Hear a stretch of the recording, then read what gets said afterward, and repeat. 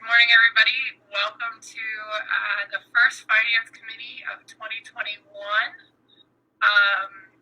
Let's start with the pledge. I pledge allegiance to the flag of the United States of America and to the republic which it stands, one nation, under God, indivisible, with liberty and justice for all. Okay, before we dive into the agenda, I'm going to kick it over to Daryl, who's going to welcome our new board members. Good morning. I'm Daryl Haley, CEO and General Manager of Southwest Ohio Regional Transit Authority. And to our new board members, I'd like to say welcome. We're really excited to have you aboard. The leadership we receive from our board is absolutely positively outstanding. And we're looking forward to you joining this group of fine individuals that help guide our organization. We're really excited about what the future holds for us and really excited about you, your contributions to what we are about to build here in Hamilton County. So thank you very much for joining us and welcome. Thanks, Daryl. And I believe Sonia's on. Welcome, Sonia. Very much. I was muted earlier. We're excited to have you, and I'm so glad that you have joined the Finance Committee meeting. I like to think that it's the best meeting we have here. So. All right, I'm looking forward to it. With that said, we're going to go into the approval of the meeting minutes for the December meeting. Any amendments or adjustments folks want to make to the December meeting minutes?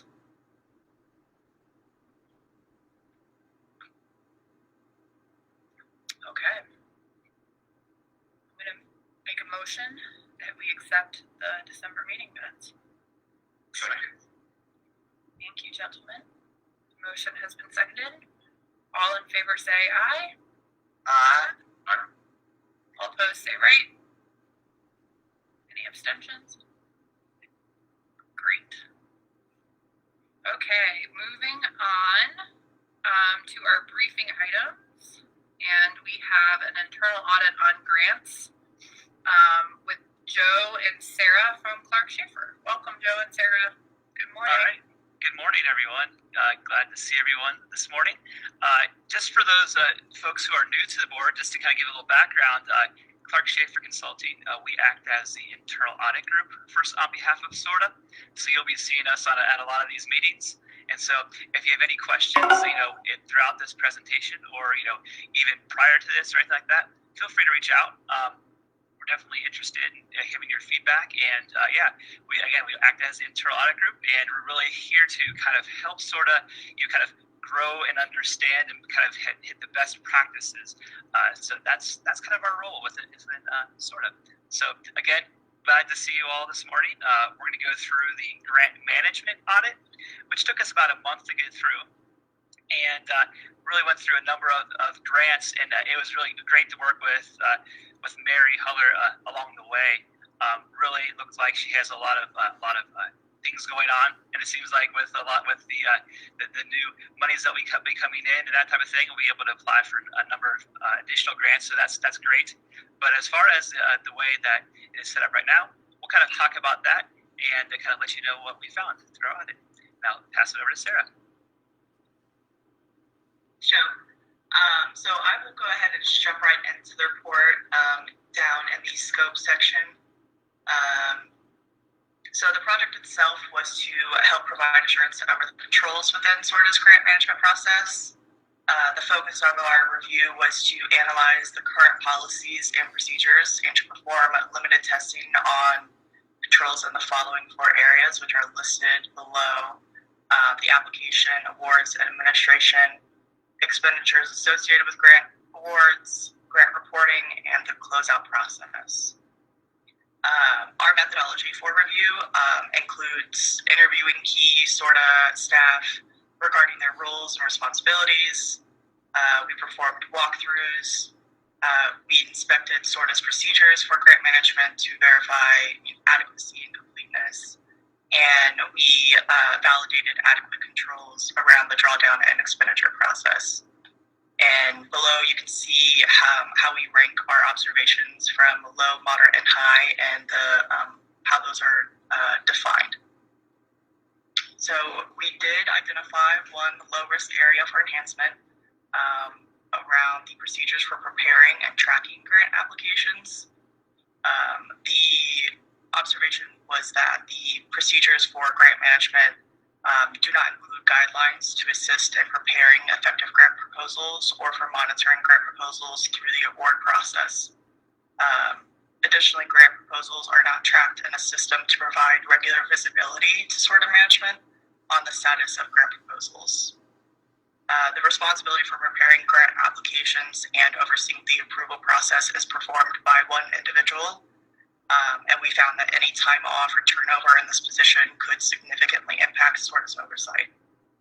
So the risks around the observation we found was that the absence of approved written policies and procedures may result in inconsistent oversight of grant applications and an increased risk of interruption to SORTA's grant operations. The absence of a systematic tool for grant proposals, for tracking grant proposals, could restrict management's ability to properly forecast and budget for capital expenditures. So our recommendation was to have the Metro procedures for grant management document expand to include procedures for preparing and submitting grant proposals, and to also track proposals through the award phase. Management should consider expanding the capability of its current grant tracking database, which is CGPT, to provide for tracking of grant proposals. And the overall response we got from the management was that they agree with the recommendations, and they will amend the procedures to provide guidance on which grants to target, how to search for and be notified of new grant opportunities, and document the how to the notice of funding opportunity, which contains the where, when, and how of each grant, and as well as who should be part of the team effort for the application process. And that was the end of our report. Are there any questions?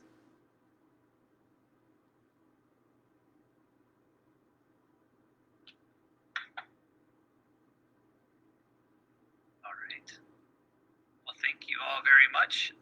Obviously, if you have any questions after this, feel free to reach out. Otherwise, you'll be seeing us within a month or two, I'm sure. Thank you. We appreciate it. Thanks. Bye. Bye. Okay, moving on from the internal grant audit to the financial reports for December 31st. Michelle. Thank you, Heidi. And the grants audit was a great segue into our financial results. They did our grants team, like Joe had mentioned, they were auditing them for over a month, and to have one finding, and it was a low risk finding, was pretty remarkable. So we're very proud of our grants team.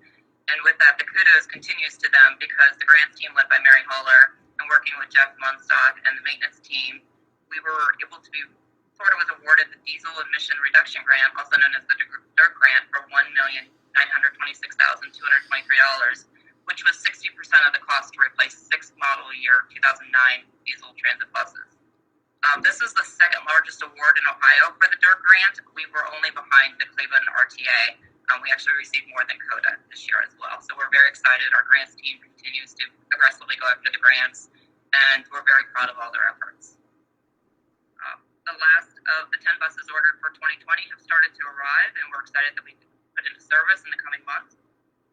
So some of our challenges continue. CPS continues to be a challenge for us with the changes.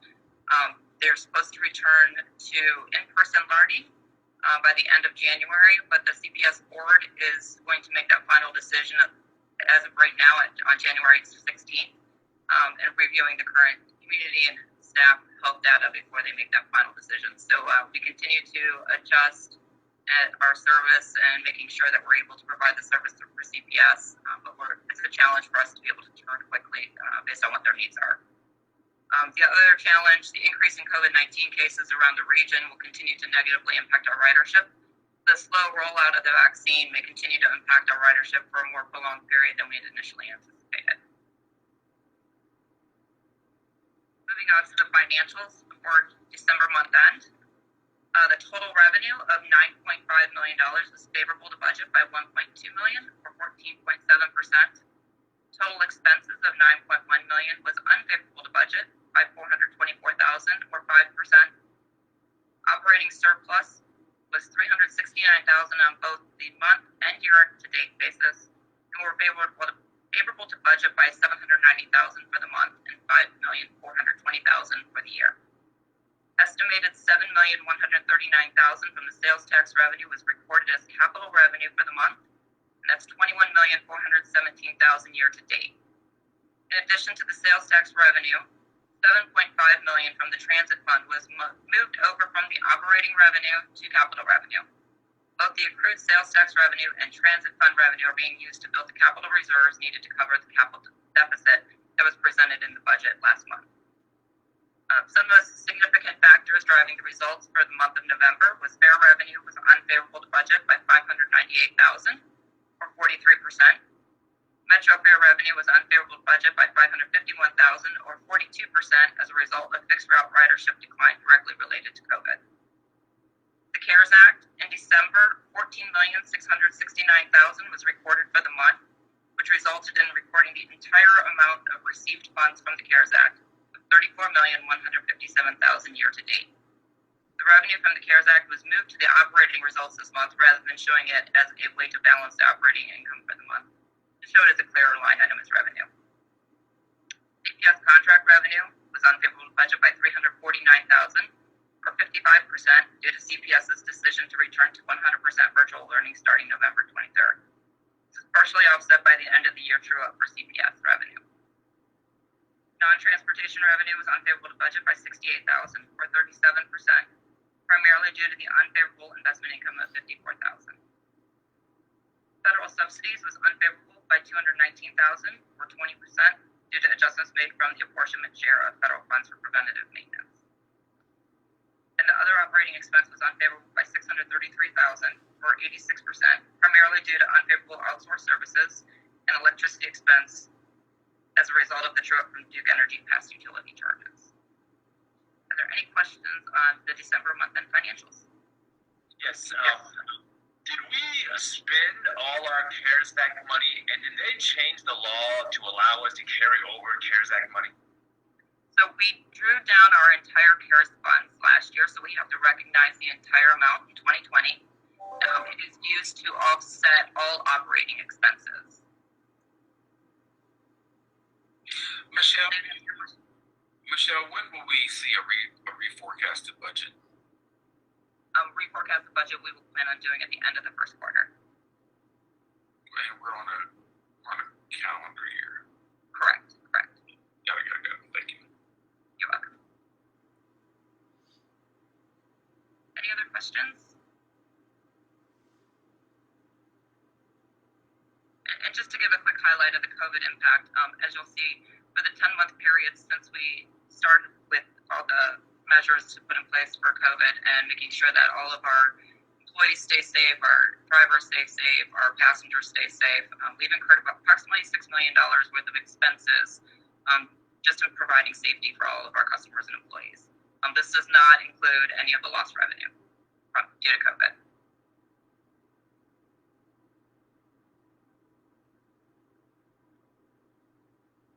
Any other questions on the financials? I do not. Does anybody else have questions? Okay. Thank you, Michelle, for highlighting the grants team. That's exciting news. Moving on to our first action item, which is the investment of funds report for November. Michelle. Thank you. Behind tab 4, you'll find the investment of funds. As of December 31st, 2020, SORTA's cash and investment balance was $38,422,289, yielding a return of 14 basis points and average days to maturity of 31 days. The investment income for the month of December was $5,346 and $175,887 year to date. The decrease in cash from November to December of $2,680,669 was mostly due to the timing of the sales tax receipts which were accrued for in December but will not receive until March, and benefits funding offset by fuel hedging and timing of OPERS payments. They were made in January 4th instead of in December. Any questions on the investment of funds report?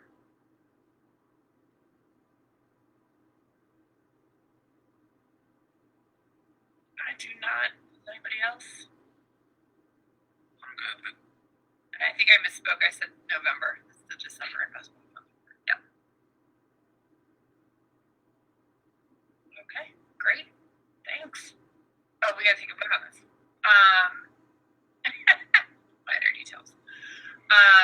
I would like to make a motion to approve the December investment of funds report. Second. Thank you, Thaddeus. The motion has been moved and seconded. All in favor say aye. Aye. Aye. All opposed say right. Any abstentions? Great. Moving right along to our second action item, which is the approval of the 2021 annual board meeting schedule. Don? What we got here? Good morning. I get the most exciting items, don't I? This is it. I know. I'm sure you're going to want to spend at least 10 minutes on this one after hearing all those boring numbers. This is a motion to approve your meeting schedule for the calendar year of 2021. As I'm sure you all know by now, the committee meetings are held on the second Tuesday of the month at 8:30 and 9 o'clock. And the board meeting is held on the third Tuesday of every month at 10 o'clock. So this is just to approve that schedule. Committees that are not standing meet as needed, so they're not filled in on the schedule, obviously. So it's a motion to approve this schedule as it stands. I will point out that in October, there are times we move these meetings because of the APTA annual meeting that some of you attend. And in December, we have moved the dates up to accommodate all of you going away for a very Merry Christmas. So that's where we are. Donna, is it sent out to all of us, or will it get put on our calendars, or I'm just curious? We can put it on your calendars. We can send it to you. Chanel can do that through Board Book It. If you would like that to happen, we can make that happen. Well, I don't need you to do it. But if not, if I can get a copy of this, that'd be great. Okay. We can do that. Chanel send it to all of you so that you can add it to your calendars. How's that? You have it in Board Book It if you want, Rod. It's there. Right. Does it automatically move over? And I mean, this document is in Board Book It. Okay. Yes. But it's not a for stopping the evening meetings. We used to meet in the evening so people who couldn't attend the 10 a.m. meetings could meet in the evening. Why did we stop that? I think we. Because of the virtual meetings, right? So that was my question going to be too. This assumes virtual, right? Yes. Oh, I see. Okay. And I think I would like us to be looking to get back, as the world tries to return to normal. But I think it's a valuable discussion, Thaddeus, on if we want to do some of these at different times. I think the thought was if it's at home, but everyone isn't at home, right? So I think that's something we should entertain. Yeah, I would be open to adjusting the full board meeting schedule to do an evening meeting every other month like we were doing. Okay. I concur. Yeah, so do I. Do you want to do that at 6 p.m., 5 p.m.? I don't even remember what time we were doing it. 6 is pretty late. 6 p.m. We do 6 p.m. meetings every other month. Okay. Alternate time. And again, I think that was because of community things. So, I mean, if we're virtual, you could probably do it a teeny bit earlier if you wanted to, because you have travel to and from their jobs. But Right. I think we also want to consider if we go back to in person, doing them earlier, right? So people can get to and from without completely taking through their day. So we probably ought to want to have that as a thought for later in the year as well. So, Yeah, Madam Chair, I was going to make a friendly amendment that we move all of the start times to 7:30 a.m. That's what everyone prefers. thank you, Brendan. I agree. No, I would concur with the discussion so far that when we go back to in-person, I think it makes sense to go back to having the full board meeting earlier in the morning, 1 month, and then in the evening, and then the alternating month. So you want to, my understanding is you want to do that now while we're doing virtual as well? I would propose that we do alternating with later in the day meetings every other month virtually as well. And then as we go back in person, we would move the start of the meeting to 8:30 or 9 as opposed to 10. I would say the crowd prefers 9. What time in the afternoon? Do you want to try 4 or 5, or do you want to go back to 6?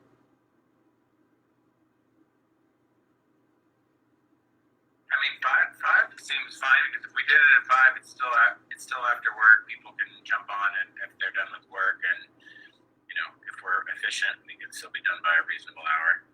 I would say 5 as long as we're virtual, and then we need to go back when we're in person to give people time to get to the office. Okay. I agree. So on the mornings, do you want 8:30 or 9? Do you want to vote on this issue now, or do you? Anybody want to? Voice vote, who prefers 9 versus 8:30? I prefer 9, driving in from way up north, but I prefer that as well. All right. 9. For what? Which one are we talking about? When we go back to in person, what time would we start the morning meeting? Oh, Yeah. Robert, were you sharing what you thought around a 9 o'clock start? me? No, Robert. Oh, sorry. No, either way, for me, it doesn't matter. Whatever time you say, I would do my best to be there. Yeah, I defer to the colleagues of the board who have a longer commute. So. Okay, so just to summarize, we're going to continue virtually as is for the committee meetings, 8:30 and 9. We're going to switch board meetings every other month from 9 to 4. If it's virtual. 9 to 5, I thought. I'm sorry, 9 to 5 if it's virtual. And then we will readdress all of this when we are going to meet in person. Preferably, we're going to do the 9 a.m. for both committee and board when it's in person. Is that correct? I think so. Okay, well, let's start with the virtual. So we'll leave the committees as they are for virtual and move the board meeting to every other month, alternating between 9 a.m. and 5. And then we can address this if we ever get to meet in person. We'll also continue to post them on Facebook so people can watch them at their convenience. And I think the invite's already out next Tuesday or no? So should we leave that at 10? I think Chanel's notified everyone of that. Do you want to leave that one alone? Let's leave this one at 10, yeah, in case people Okay. schedule things for a minute. Okay, that's fine. We'll leave it that way. Sorry, Ms. Chairman. There are a lot of strong feelings about what time meetings were, so. Okay. See, I told you this was going to be fun. It's definitely the rowdiest it's been this morning. Yes. Awesome. Thank you, Donna. Any other thoughts, questions around the board agenda for 2021?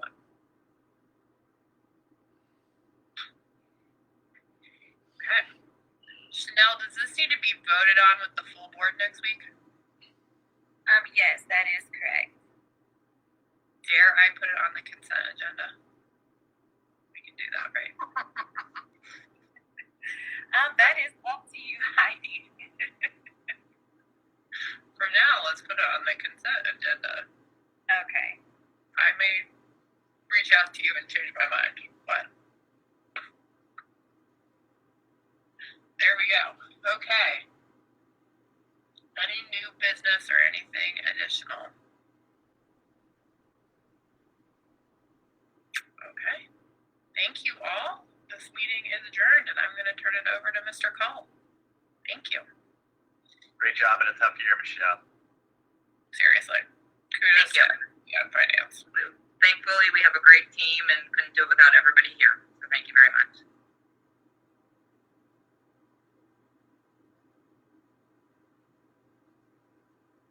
Okay. Planning and ops will start at 9. So we have to wait 2 minutes. Yeah. We'll do the hold music. If you listen quietly, I'll hum, and then you listen. I just got really excited. I thought you'd been innovating off of our board meetings with some music. We need a transit playlist.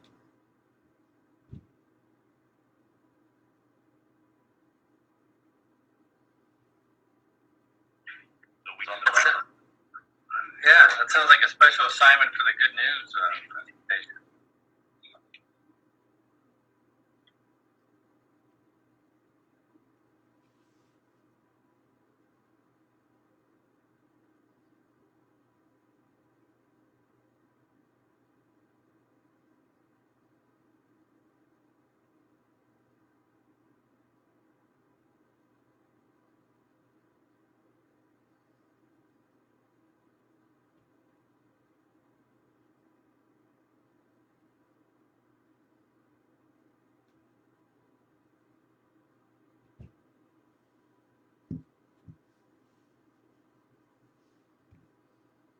Do we have any new people here today?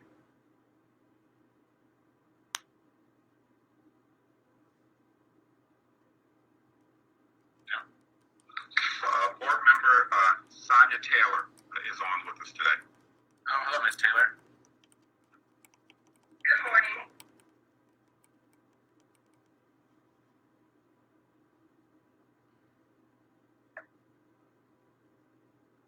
Oh, it's 8:59. Okay, it's 9 a.m. If you'd like to stand up and recite the Pledge of Allegiance somewhere, or do whatever you do to support the flag, you can do so now. I pledge allegiance to America and to the republic for which it stands, one nation, under God, indivisible, with liberty and justice for all. All right. Welcome to the 2021 Planning and Operations Committee meeting. We have minutes in front of you on the screen and in your board booklet app that need to be approved from our December 8th meeting, so we'll entertain a motion for those minutes. So moved. Thank you. All right, so I'll second it. So moved and seconded. All those in favor of approving the minutes, please say aye. Aye. Aye. Tremendous. All right, we will go to good news from John Ravasio. John. Good morning, everyone. Thank you, Brendan. In making the good news report and presentation this morning, it could have just been one slide, and there it is. So if you got a microphone, pick it up, drop it, presentation done. 2021 is here, 20 is closed. Now, as good as that might feel to do, and now the presentation, move on. We'd be remiss if we didn't celebrate so many more good happenings as we closed out the year. 2020, as we all know, was an unprecedented challenge in all walks of life. It certainly was in operating public transportation throughout the pandemic as we continue to do so. So we took the time to celebrate also our incredible achievements in 2020, and we gave a special holiday thanks for our employees. Sadly, we were not able to hold our usual holiday parties. They are definitely an annual highlight, but we were able to give just a small token of our thanks to the employees in the form of a gift card. Again, thank you to everybody that helped us get through 2020 with much success, much ingenuity and creativity and effort. We owe so many, we owe such a great deal of thanks to so many employees. And speaking of how we recognize employees, moving on there to the next slide, Chanel. I'd like to turn it over to Adrian to speak about a new employee recognition program. Adrian? Good morning, everyone. Can you hear me? Yes. Good morning. Yes. So, thank you for allowing me to speak. So, we have a really exciting program that we've worked and put in place. The program actually, or the drafting of the design of the program actually started when we were still meeting and as a group, and it was a cross-functional team of individuals from across the organization, from maintenance, from the operators or operations side. We had all the various departments, communications and HR, and all the departments, and it was led by Jasmine Bird, and John was one of the leaders. We then transitioned the program as things changed and COVID came about, and there were no longer opportunities to meet in person. So we did some transition, and myself and Donna and Caprice Jones then kind of took up the gauntlet from what they had already started to build a employee recognition program that would recognize all employees. Everyone is probably aware, and some of you may not be, we currently have a safety awards program that we do right now that kind of recognizes our maintenance and operations employees for a great year in terms of safety and their accomplishments. Well, this will allow us to recognize every employee across the organization from all departments. It will allow us to recognize them more frequently, more often than once a year, and I'll talk just a little bit more about that on the next slide. We looked at the criteria and what the rewards and what the selection and how you would select employees. Monthly, annually. I think it's going to be great to show our employees we continue to value them. So next slide, please. So just real quickly, the highlights of the program is there are really three key program initiatives. One would be kind of a peer-to-peer or employee recognition, which can be done informally, and we're calling it the Bronze Key Recognition Program, and it's designed to monthly allow employees to recognize another employee for something great that they did or accomplished. And so then we have a program which is an Employee of the Month, also which is a Silver Wheel, and it will allow the employees throughout the organization.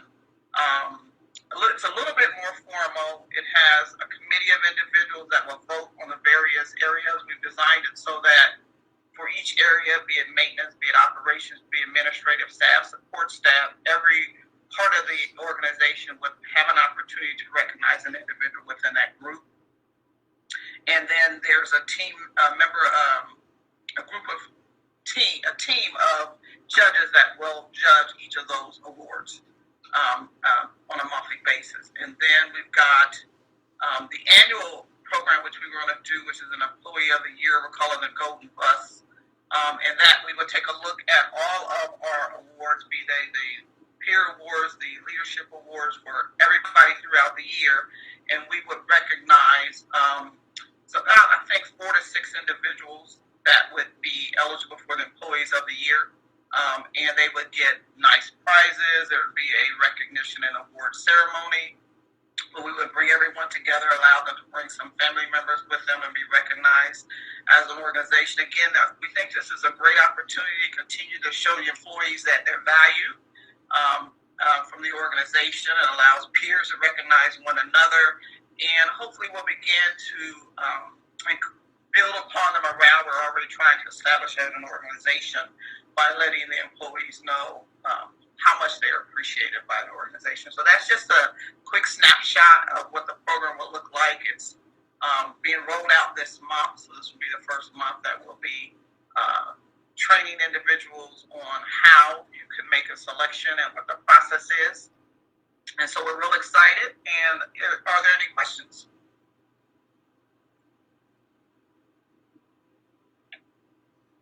Thank you. Thank you, Adrian. Certainly a very exciting program. And speaking of employee recognition, we'd like to recognize the careers of the heroes amongst us as they start their retirements. We have 3 employees to celebrate today. Rita Potts. Rita spent 52 years in various departments with the organization. 52 years. And if you know your SORTA history, SORTA started in 1973. So when you talk about folks that have seen it all, done it all, been there through it all, that's Rita's career in ways that few, if any, can say. And anybody that worked with Rita knows she did it all with grace and the kindness.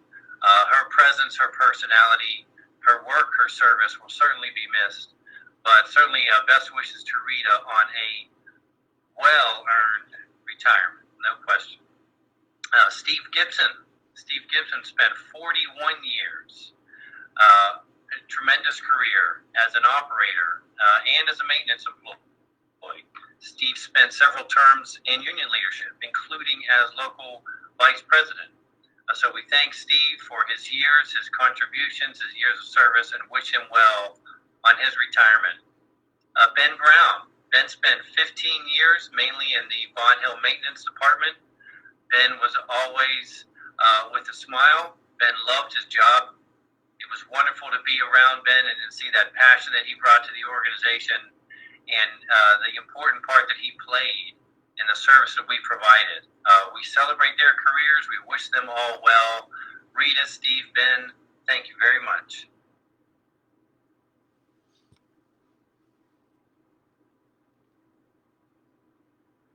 So even though it's a new year, we have the same virus and our same dedication to safety and improving the onboard safety environment for our customers. We are using new products now, or have been for the last month or so, throughout our fleet and facilities that protect against 99.99% of viruses, approved by the EPA for use against the COVID virus.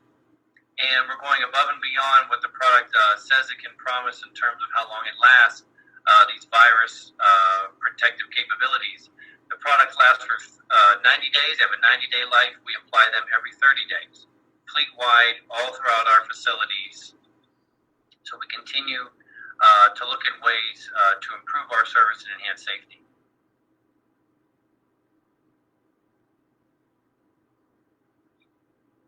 Continuing with that theme and dedication, we have installed no-touch hand sanitizers fleet-wide. Thank you very much to our maintenance team, procurement teams, our safety teams. We've been testing the sanitizers for a little while, monitoring their use, working this into our regular bus servicing flow in terms of how we're taking care of the environment on the coach, maintaining our coaches. So very happy to offer this amenity to our customers as well. We are not going to rest. We are not going to rest when it comes to this virus. We're not going to stop looking for ways to improve our fleet and service. This is just the latest and greatest. Thank you very much to everybody involved. We are also working on installing mask dispensers as well. So there'll be an update real soon about mask dispensers being installed in all of our buses. Any idea how many sanitizing each one of those can hold? Like how many passengers can use it before you run out? We've been monitoring it more in terms of miles or days or weeks, before it runs out. So that's how, working it into our flow there, how often should we be refilling or replacing. But as you can see in the pictures there, we also have a clear indicator of the level of a certain fluid, right? So very easy to check every day if it came to that, and making sure that we're monitoring our supply of the hand sanitizer to stay ahead and make sure we don't run short. All the tests so far, we're certainly more than capable. Our inventory team certainly more than capable, keeping us fully stocked. So in terms of the miles and things right now, they've been running several weeks without running out, but also very easy to just top off. And now I'd like to turn it over to Brandy Jones for some very exciting news regarding Reinventing Metro. Brandy. Good morning, everyone. This evening, we will kick off the first of 7 virtual community meetings. This will be an opportunity for us to share with the public what the plans are for phase 1 of the Reinventing Metro Plan improvements. Individuals are invited to register to attend either or all of the meetings that they may actually use or that may impact their community on our website at go-metro.com.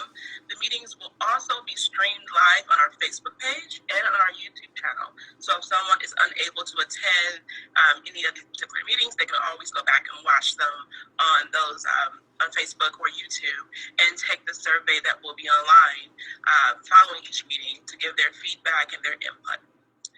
So if anyone has any questions, they are welcome to refer those questions to our Reinventing Metro at go-metro.com email, and we are always here to answer their feedback and to take their suggestions into consideration before we roll out the plan.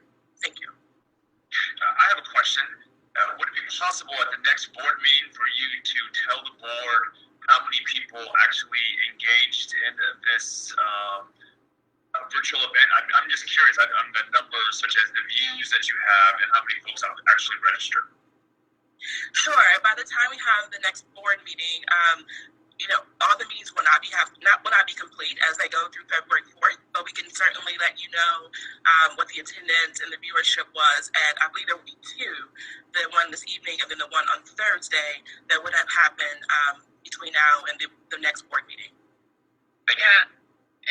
And Brandy, I'd be really curious if maybe at the February, either planning and ops committee or full board meeting, if you could just do kind of a review and summary of this, not only attendance, but would be really curious to hear about just the public's feedbacks and thoughts and kind of comments. Absolutely. Awesome. Thank you. We can put an agenda item on for the committee meeting next month, and by then we'll have gone through several of these, and we'll give the board an update. Yeah, that would be great. Thank you.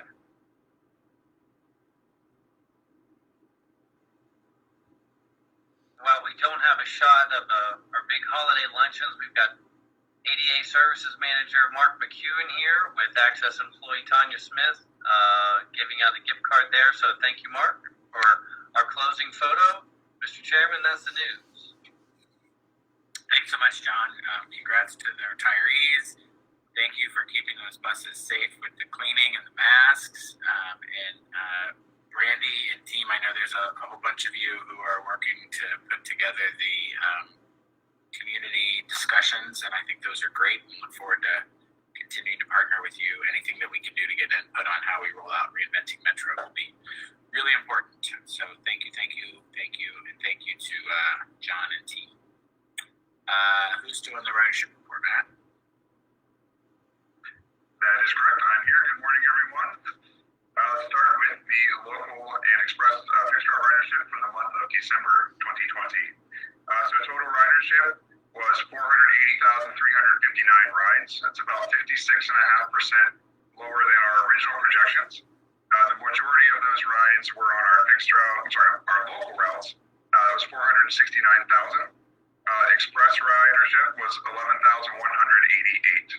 And then total ridership for the year 2020 was 7.3 million rides. It's about 42.6% lower than the original projections. And similarly to previous months, It's important to note that CPS was fully remote for the entire month of December, so we would have had about 14 school days. We would have had 14 days of extra service running, which is equivalent to about 150,000 rides if you take the pre-COVID pandemic daily ridership averages. Our passengers per hour, next slide please. Passengers per hour on local service was 9, which that's about 11.7 below our budget of 20.7. Passengers per trip on Express was 2.4, which is 13.8 below our budget of 16.2. The average weekday ridership was just under, was 18,374 rides. Saturdays averaged just under 11,000, and Sundays around 6,500 rides on each.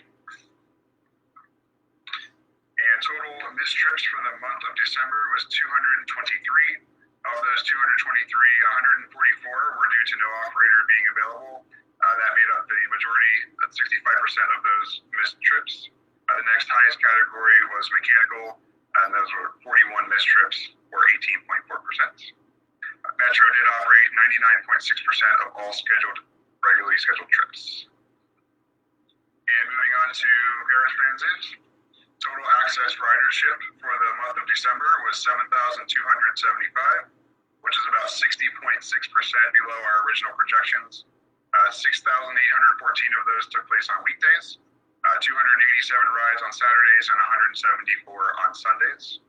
And total access ridership for year 2020 was 102,269, and that's approximately 55.5% below the original budgeted amount pre-COVID. And that is the ridership report. Happy to answer any questions you may have.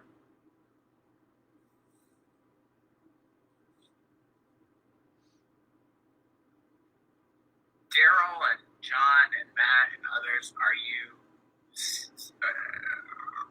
we seeing anything when we compare to other transit agencies or other regions that indicate that folks are coming back at the same level, or that we're ahead of the curve or behind the curve, or that this is just the way it is for everybody right now? Can you offer any color on kind of what these numbers mean from a macro perspective?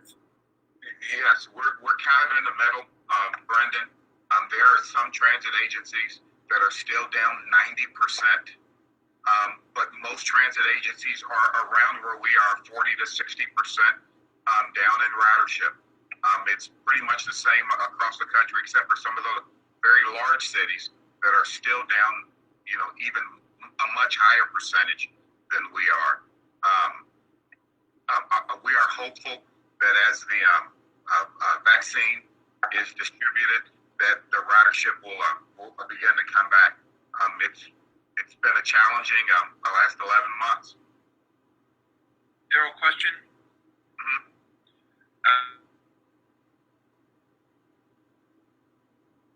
It's coming on the ridership numbers and comparisons? It will not. It's based on budgets, and it will be distributed, we believe. The final hasn't come out yet, but distributed as they distribute the 5307 federal funds. So it'll be formula funds, and it'll be based on your operating expenses. Well, at least we're not New York City, right? New York City, the last time I talked to someone up in New York, they were still down 90%, and they were looking at, I believe, a $6 billion deficit for next year, or for this year. No, we are not New York City. Well, thank you all, and I hope that these community meetings and some of the marketing that we'll be doing, and as more and more people get vaccinated and offices come back and retails come back, that we'll start to see this bump back up. And frankly, in the second half of this year, when we start to add service, I think that will be a meaningful way to get people more interested in coming back and riding the buses. We know that they're safe, and we know that they are still critically important. So look forward to hearing how we're going to continue to communicate. And we're planning an aggressive marketing plan to reach all of those potential customers as well. Great. Before we close out, I would have a question, and that is, do we have a way, or do we have anything in our plans in our near future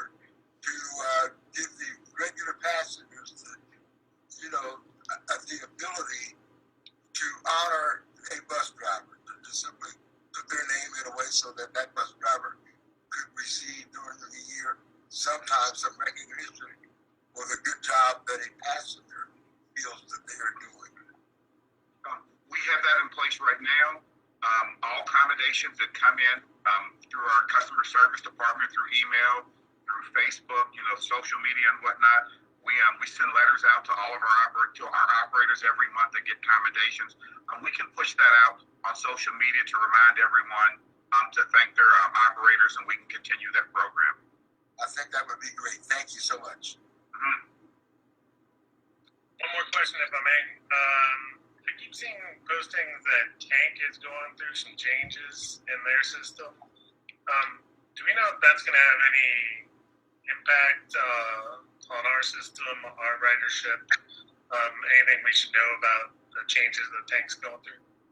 Tank have redone their system, but mostly they've cut some service out to increase the frequency on other routes. I think as we implement Reinventing Metro, it'll help both of us, because as we become more frequent, they become more frequent on the routes that they will continue to run. I think it will help customers on both sides of the river. One of their challenges, there's some areas they will no longer be going in. So for anyone that was traveling from Ohio to a job in some of those areas they're never going in, it will be a bit more of a challenge for those people. But the frequency on the routes that they will continue to run, the frequency will help as we increase our frequency as well, and as well as when we roll out our 24-hour service. Thank you. All right, let's go into the action items unless there's any other comments or questions. Thank you, Blake. Thank you, Robert. We have, is it 2 or 3 hands? Let's start. TJ has the 3. TJ has the safety plan, which is something that we do, I believe, annually, right? Yes, sir. So go ahead and give us a quick background on that. Okay, good morning. So submitted for you this morning is revision 1 of the agency safety plan, or we like acronyms, so we're going to call it ASP. It was approved by the Board of Trustees at the same time last year. The ASP and any subsequent updates are required to be approved by the Board of Trustees and signed by the accountable executive, which is Daryl. There were really no substantive changes to the update, but they are listed in the change record. The main changes we made were related to updating the board makeup. We updated our safety performance targets, updated a reference that moved from a hazard management plan to a safety risk management plan, and we fixed some just general typos. That's really it. Unless there are any questions I can answer, the Safety and Security Department requests your approval of revision 1 of the agency safety plan.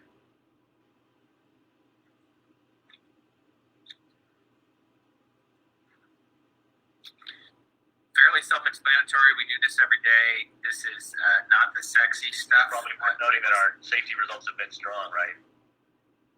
Yes, sir. They sure have.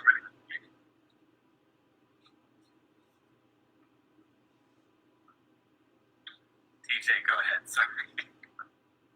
I believe Craig was asking about our safety results, and I just looked at them, and I've actually been doing performance analysis for 2020. And even with the impact of COVID, we still had strong results. They were very, very encouraging. Mr. Chair, do you have any other questions?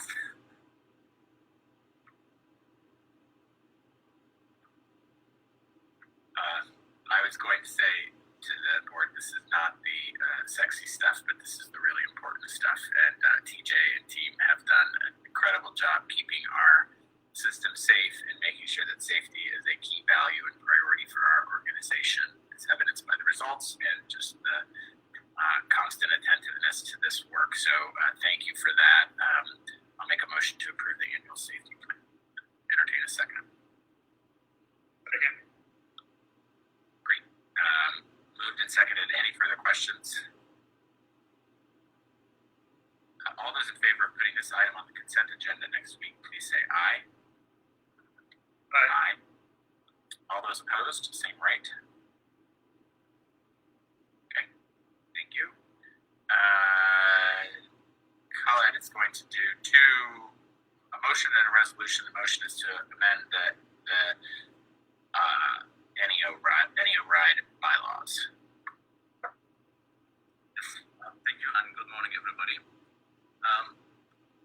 As you know, NEO Ride is a consortium. It's a council of governments that was established in Northeast Ohio to collaborate on projects and fundings. It started with about 4 or 5 agencies a few years ago, and we as SORTA, we joined that consortium a year and a half ago, and we were, I think, either the 9th or the 10th agency to join. And as part of that collaboration is to go after grants and get, piggyback on contracts so that we have a bigger pool of agencies working together with vendors and so on. So through that new ride agency, we were able to implement our new fare payment app, the Masabi and Transit, about just over a year ago. Also through that consortium, we were doing the Fare Readers project, and we, as a group, we applied. We went after some grant money for the readers, and we were very successful. Actually, our share, SORTA's share, was about $1.1 million that we got through that pool. And there are other things that we're collaborating on. Currently, there are 60 agencies as part of NEORIDE, and including one from Kentucky and Michigan. And I'm happy to say that our own CEO, Daryl, is the vice chair of NEORIDE. So with the addition of these agencies over the past few months and a year or so, it's become more challenging to get approvals for all the things that we're doing. It's difficult to get the approvals from all of the various boards in a timely manner. So we have to come here to you to get approvals if we need to change certain thing with the NEORIDE. Same thing with the Cleveland agency and SORTA and so on. And hence NEORIDE wants to amend their bylaws to allow for NEORIDE governing boards to independently make changes to the NEORIDE bylaws without requirements of a majority vote of each of the individual governing boards.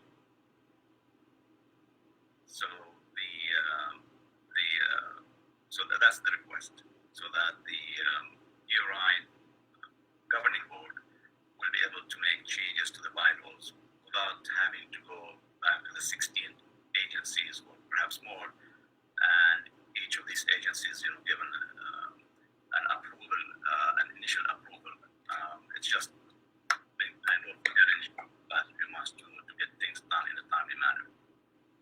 And that's the action item that's in front of you. So the staff recommends authorizing the CEO or the CFO to amend NEORIDE's bylaws as recommended and approved by NEORIDE. I'll be happy to answer any questions you may have. I'll move this and entertain a second. Second. Great, moved and seconded. Any questions for Khaled on this? Are we giving up control of anything that we should be aware of in doing this? We are not. So basically what would happen is anytime they wanted to change anything, it would have to go back to every board of every transit agency for approval before any changes could be made. What we will do, any changes that are made, we will do an update to our board, so our board is in the loop on anything that is going on with NEORIDE. But we're not giving up any control or anything.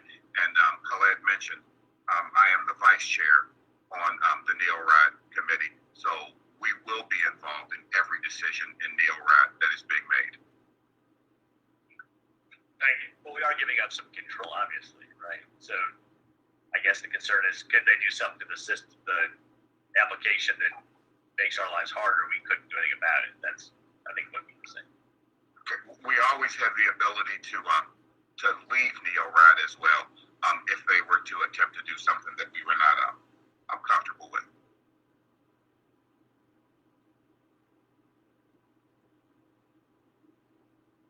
Okay, moved and seconded. Any further questions? All all those in favor of all those in favor of putting this on the consent agenda for next week's board meeting, please say aye. Aye. Aye. All those opposed, same rate. Okay, great. Final one is a software contract. Yes, so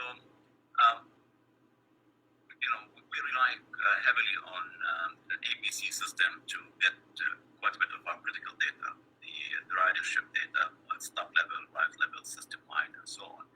But it also provides critical data in terms of the load on the vehicles, the passenger miles, and so on. And equally important is it provides the data that we have to submit to the FTA on an annual basis as part of NTD requirements. So the software that we had, which we had for many years, it was time to either upgrade or replace that because there's a need for more enhanced functionalities, and there's more that we need to do given the reinventing metro implementation and the different phases of that. So the old software, which was about maybe 6 years or so old, wasn't really giving us everything that we need. So it was time to put out an RFP and get something that's better, that's more user friendly, that provides more enhanced capabilities and functionalities. So as I said, we went out with an RFP. We received 4 proposals. The evaluation committee, Associates, which happens to be a local one right here in Cincinnati, and they are really the pioneers of APCs. They've been in the industry for over 35 years, and so they had the best technical proposal, and coincidentally were also the cheapest. So the staff recommends approving or authorizing the CEO or the CFO to execute a 5-year contract with UTA, Urban Transportation Associates, at a cost not to exceed $203,250.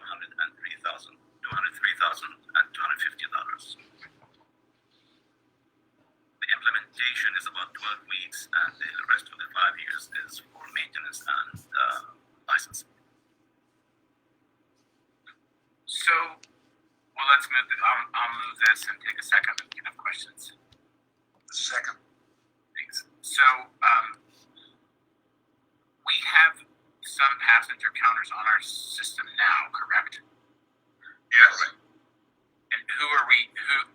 Was it a different vendor? Yes. So the counters are going to remain on the buses. We're not replacing the counters. The counters working fine. The hardware is fine. We just need a more advanced software.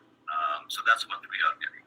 This contract is just for the software to process the APC data and produce the reports that we need. And the hardware on the buses, some of it was from Trapeze and some from Clever Devices.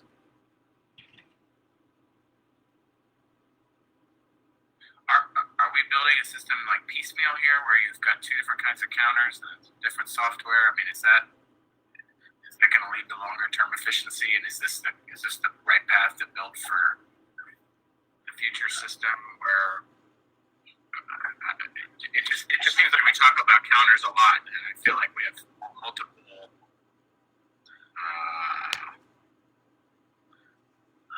And this is a very good point, Brandon. I totally agree with you.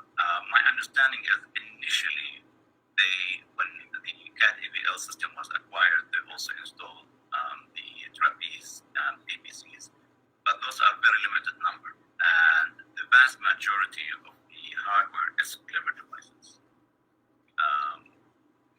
and that's what with every new bus that we're acquiring, it's a Clever Device hardware that's going into them. The board approved a contract for counters, the hardware, over a year ago, and all of the hardware that we're purchasing now is under one vendor. It is the Clever Devices vendor, so we are not buying different counters now and in the future. We hope to one day have our entire fleet outfitted with the Clever Device counters. One of the benefits from this is the fare box tells us where people get on the bus. The APCs or automatic passenger counters tell us where people get off the bus. So you have that data of where they're getting on, where they're getting off. So you have that travel pattern. It is the plan of the organization at some point in time that our entire fleet is outfitted with APCs. So we have a really good vision of travel patterns of our customers. Especially that this information is especially going to be useful in reinventing Metro and connecting the region. All right, but we're not currently buying two different types of hardware. We're only buying the one type of hardware, and it is in a contract that the board approved a little over a year ago. Okay. Question: what percentage of our fleet have APCs, and what percentage don't? Fixed route. Currently, it's about 60% of the fixed route buses have APCs. Any problem getting data out of Clever to use another system? No, because they're all getting into a single database, and it's pretty straightforward. And anytime I'm sorry. I was just going to know, when I was reading over this action item, it sounded like we were installing new APCs. So I don't know if anything should be amended on the action item to clarify that. I mean, that header is clear that it's for software. But that was just one thing when I was looking at it, I was like, are we getting devices or are we getting software? Thank you.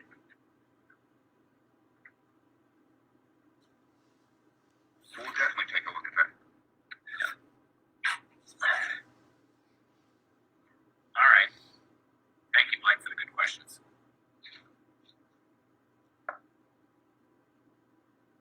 Any other questions? Okay, all those in favor of putting this on the consent agenda, please say aye. Aye. Aye. All those opposed, same rating. Okay. I think that's everything on the agenda. Thank you. We now return you to your regularly scheduled programming and encourage you to have a great day. Happy New Year. We'll see you next Tuesday. We'll have a full board meeting with all of our new board members. It will be a party. Looking forward to it, and see you all then. Thank you.